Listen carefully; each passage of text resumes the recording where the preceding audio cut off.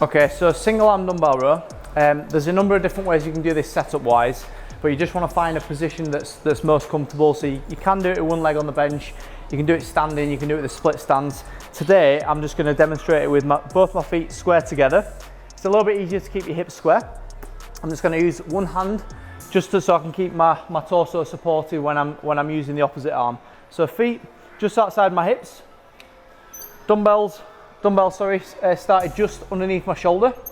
From that position, I'm going to let my shoulder roll slightly down towards the floor.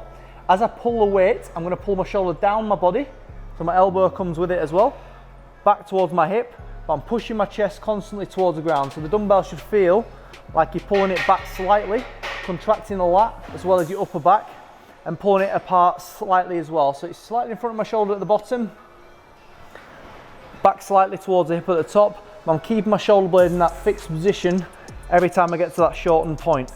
So nice and slow and controlled.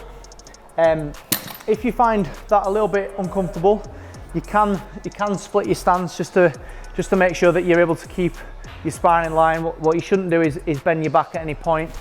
As well, what you can do with the bench is if you drop it down slightly, you can straddle it with the dumbbell still underneath your chest and your shoulders in that same position. It's the most important thing to think about is keeping your torso in a nice straight line, shoulder rolling down slightly at the bottom, pulling back towards the hip at the top.